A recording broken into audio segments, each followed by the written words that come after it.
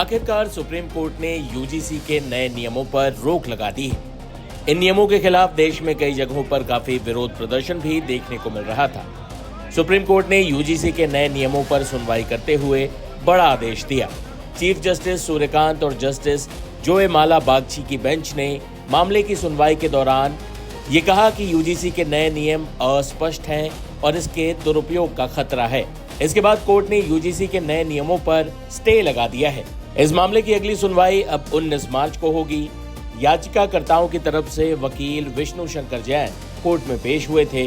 सुनिए supreme court के फैसले पर वो क्या बता रहे हैं। आज माननीय सुप्रीम कोर्ट ने जो यूजीसी रेगुलेशंस नए नियम पास किए गए हैं उस पर सुप्रीम कोर्ट ने रोक लगाई है, उसको एबियंस में रखा है और सुप्रीम कोर्ट ने अपनी पावर्स को एक्सरसाइज करते हुए अंडर आर्टिकल 142 जो यूजीसी रेगुलेशंस 2012 हैं उनको इन ऑपरेशन किया, उनको प्रभावी किया।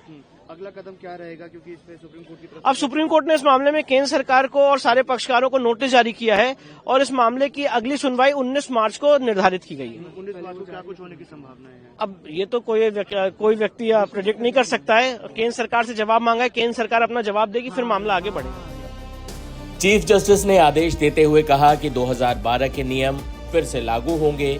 शीर्ष अदालत ने कहा कि रेगुलेशन में जो शब्द इस्तेमाल किए गए हैं उनसे ये लगता है कि इस रेगुलेशन का दुरुपयोग किया जा सकता है।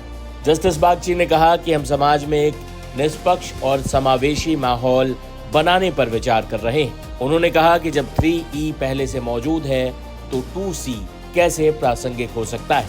वहीं सुप्रीम कोर्ट ने अपनी सुनवाई के दौरान टिप्पणी की कि देश को जाति मुक्त बनाने की तरफ बढ़ना है, न कि दोबारा उसी जंजाल में फंसने और उलझने की तरफ। कोर्ट ने यह भी कहा कि कानून का असर कैंपस और उसके बाहर कैसा होगा, इस पर ठीक से विचार करना चाहिए। बता दें कि यूजीसी के नए नियमों का बड़ी संख्या में सवर्ण समाज के छात्र विरोध कर रहे थे। उनके लिए सुप्रीम कोर्ट का ये फैसला राहत लेकर आया है। सुप्रीम कोर्ट के फैसले पर वकील विनीत जिंदल क्या बता रहे हैं, सुनिए। देखिए, हमारे 3 सबसे इम्पोर्टेंट मैं कहूँ पॉइंट थे। पहला जो 3C सेक्शन है, उस 3C सेक्शन के अंदर जो कास्ट डिस्क्रिमिनेशन की बात की गई थी, उस कास्ट डिस्क्रिमिनेशन के अंदर जनरल कैटेगरी को एक्सक्लूड कर दिया गया था और सिर्फ 3 कैटेगरी SC, ST और OBCs को रखा गया। इसका मतलब कहीं ना कहीं ये मैसेज देने की बात की जा रही थी लगातार कि जनरल कैटेगरी के लोग जो हैं वो इन 3 जो कम्युनिटीज हैं, कास्ट हैं, इनका सिर्फ एक्सपोर्ट करते हैं, जो कि हमारे साइड से ये था कि गलत है। Constitutionally it can not be possible और आप ऐसा कह नहीं सकते और कहीं ना कहीं ये मैसेज, गलत मैसेज जो है वो इस 3C की तरफ से जा रहा था, जिसको हमने लेकर आज बहस की थी और जो हमारे CJI हैं उन्होंने इस बात को माना कि बिल्कुल 3C जो सेक्शन है वो कहीं ना कहीं बहुत बड़े इंप्लीकेशंस यहाँ दिखा रहा है और चिंता जाहिर की और इसीलिए इसको स्टे भी किया गया। साथ साथ हमारा आर्गूमेंट ये भी था कि जो सेक्शन 8 के अंदर जो इक्विटी कमेटी बनाने की बात की गई थी, वो इक्विटी कमेटी की जो बनाने की बात है, हम उसको लीगली चैलेंज कर रहे हैं। हमारा ये कहना है कि उसको बनाने का राइट यूजीसी के पास नहीं है। वो कमेटी या तो यूजीसी सेंट्रल लेवल पे फ्रेम कर सकती है, नहीं तो कॉलेजेस के स्टेट लेवल के ऊपर वो कमेटी जो है फ्रेम नहीं की जा सकती। साथ साथ उसके अंदर जनरल कम्युनिटी का रिप्रेजेंटेशन को लेकर कोई भी बात नहीं कही गई थी, जो कि गलत है। जब सब कम्युनिटीज को आप रिप्रेजेंटेशन दे रहे हैं तो कहीं ना कहीं वहां पे समानता के अधिकार के साथ आपको जनरल कम्युनिटी का भी रिप्रेजेंटेशन वहां होना चाहिए था। इसके साथ आर्गूमेंट एक और था कि जो शिकायत करने की जो प्रक्रिया है उसमें अगर कोई शिकायत झूठी करता है तो उसके ऊपर क्या एक्शन होगा, या फिर कोई शिकायत बार बार करता है तो उसके ऊपर क्या एक्शन होगा। तो इस चीज को लेकर भी यहाँ आज बात की गई और CJI ने इस बात को माना कि बहुत सारे फॉल्स हैं यहाँ पे जिनको भरने की जरूरत है और इसी को लेकर एक सजेशन CJI की तरफ से आया। उन्होंने ये कहा है कि एक कमेटी यहाँ पे गठित की जाए, जिस कमेटी के अंदर जो लीगल एक्सपर्ट हों वो होने चाहिए, जो एकोमोडेशन हो वो होने चाहिए, जो सामाजिक कार्यकर्ता हैं जो इस सस्पेक्ट के बारे में नॉलेज रखते हैं वो होने चाहिए। उसको लेकर कमेटी बने और रूल रेगुलेशन को दोबारा से देखा जाए और ऐसे रूल रेगुलेशन बनाए जाए जो समाज के लिए, हमारी यूनिवर्सिटीज के लिए और बच्चों के लिए सही हो और समानता के अधिकार को मैनेज करते हैं। अब अगली सुनवाई किस तारीख को होगी सर? 19 मार्च के लिए सुनवाई रखी गई है। इससे पहले एक पेटिशन जो कि 2019 से चल रही है, जिस डायरेक्शन के बाद ये रूल्स बने थे, उस पेटिशन के साथ लगा दिया गया है इनको। और अब तीन आज रिट पेटिशन थी वो जो इनकी सुनवाई थी और अब तीनों रिट पेटिशन जो है वो 19 मार्च को सुनवाई थी। वहीं यूजीसी के इस कानून में क्या खामियां थी, ये बता रहे हैं वकील सत्यम पांडे।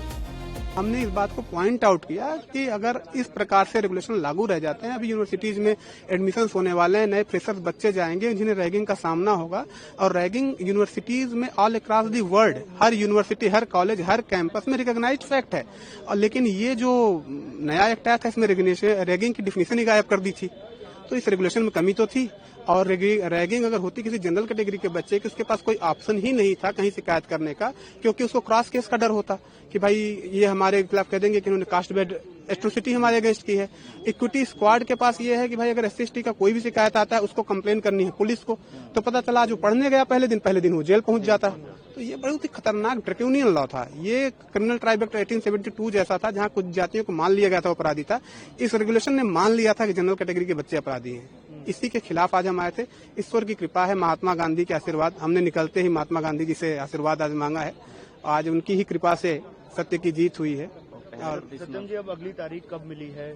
अगली तारीख 19 मार्च की है। 19 मार्च की होगी। जी। ठीक है, केंद्र सरकार से जवाब मांगा गया? केंद्र सरकार से जवाब मांगा है। केंद्र सरकार को इशारा कर दिया गया है कि आप इसमें सलाह लीजिए, इसमें और विद्वानों से करिए, और ये नहीं चलेगा रेगुलेशन, और ये रेगुलेशन जाएगा।